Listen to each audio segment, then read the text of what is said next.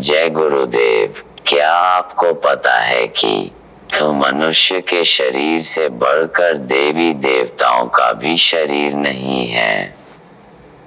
वे अपने लोक से ऊपर नहीं जा सकते। देवी देवता स्वर्ग वैकुंठ तक ही सीमित है, किंतु मनुष्य शरीर में दोनों आंखों के पीछे बैठी हुई जीवात्मा स्वर्ग वैकुंठ शक्ति लोक ईश्वर धाम ब्रह्माधाम आदि मंडलों को पार कर गुरु कृपा से अपने बच्चे देश सचखंड को जा सकती है। वह अविचल धाम है, वहां काल नहीं जा सकता। कहे कबीर वह घर चलो जह काल न जाए। जीवात्मा चेतन है, बहुत सुंदर है, उससे सुंदर कोई नहीं।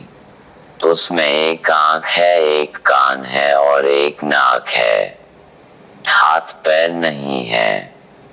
बालू के कण के लाख टुकड़े कर दिए जाए मुझसे भी अधिक सूक्ष्म है और किसी आले में नहीं जा सकती। संतों ने उसे जड़ शरीर में बरामद किया और साधना के द्वारा उसे जीते जी जड़ शरीर से अलग कर दिया, जब जाकर वो अपने होश में आई। किसी की निंदा सुनने से या करने से साधक का नुकसान हो जाता है। कर्मों के पर्दे जीवात्मा पर चढ़ जाते हैं, जिससे हृदय और मन मलिन हो जाते हैं।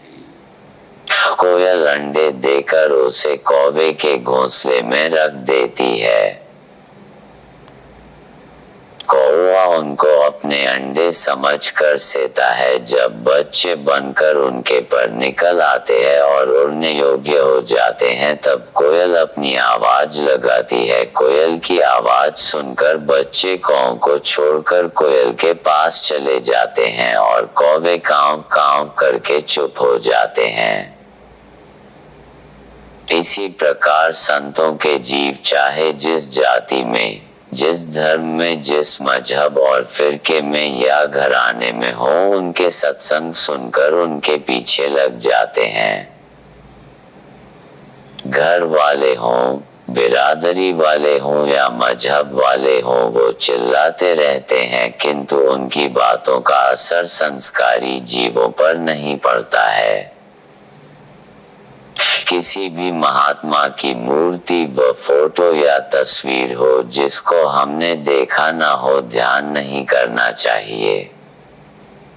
इसे जड़ ध्यान अथवा मानसिक ध्यान कहते हैं।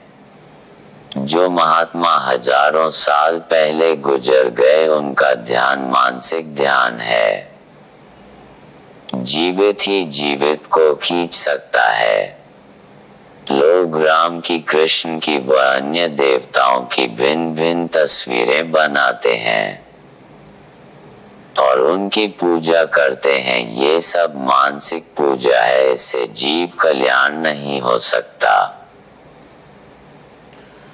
जब जीवात्माओं को संत पुरुष ने काल भगवान के हवाले किया, तो उसने प्रार्थना किया कि मुझे 3 वचन दिए जाए, ताकि जो रूहें मुझे दी गई हैं वो जल्दी से सत्यलोक वापस न चली जाए और मेरा मुल्क वीरान न हो जाए। पहला यह कि जीव को अपने पहले जन्म की खबर न हो। दूसरे यह कि जिस शरीर में मैं किसी आत्मा को रखूं, वह उसी में खुश रहे, अर्थात वो उस शरीर को छोड़ना न चाहे, मरना न चाहे। तीसरे, संत या फकीर चमत्कार और करामात दिखाकर लोगों को अपना सेवक न बनाए, जिससे जीव भक्ति भजन करके अपने देश सत्यलोक लौट जाए। वो केवल उन्हीं जीवों को उपदेश करें जो सत्संग सुनकर नामदान के लिए प्रार्थना करें। परमात्मा के बैठने का स्थान इस मनुष्य शरीर में दोनों आंखों के पीछे है और वहीं पर जीवात्मा भी बैठी है। दोनों के बीच में कर्मों का पर्दा है, जिसके कारण उनका मिलन नहीं हो पाता। आयु समय से जुड़ी है, श्वासों की गिनती है। जहां अंतिम श्वास खत्म हुई, इंसान चलते फिरते, उठते बैठते कहीं भी हो, इस शरीर को छोड़ देता है। जमदूत पुलिस जीवात्मा को शरीर से निकालकर बाहर कर देती है। उसके बाद जीवन में किए गए कर्मों के अनुसार दूसरा शरीर आत्मा को दे दिया जाता है। फिर जब आप अपनी आंखों को बंद करके और सारे विचारों को, ख्यालों को समेटकर, मन को चारों तरफ से रोककर दोनों आंखों के बीच स्थान में ध्यान जमा देंगे और आसानी से सामने देखेंगे, तब आपको नीले आकाश, झिलमिलाती सफेद रोशनी का एक तारा नजर आने लगेगा। उसके अंदर दृष्टि जमाकर गौर से जब आप देखेंगे, तब वहीं चरण कमल मिलेगा। कहा है कि बंधु चरण कमल हरि राय। इसी चरण कमल के दर्शन से जीवात्मा की आंख यानी शिव नेत्र, दिव्य नेत्र, तीसरा नेत्र खुल जाएगा। फिर आप एक स्थान पर बैठकर साधना के द्वारा सारी दुनिया के रेश रेशे को देख सकते हैं। सृष्टि की कोई भी चीज आपसे छुपी नहीं रहेगी। आंख खुलने का सवाल है। दिव्य आंख वही खोल सकता है जिसकी आंख खुली हो, और उसी को महात्मा कहते हैं।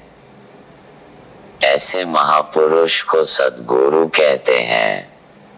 उन्हीं के लिए कहा गया है कि गुरु गोविंद दो खड़े, काके लागू पाए, बलिहारी गुरु आपनो, जिन गोविंद दिया लखाया। जय गुरुदेव। जय गुरुदेव नाम प्रभु का।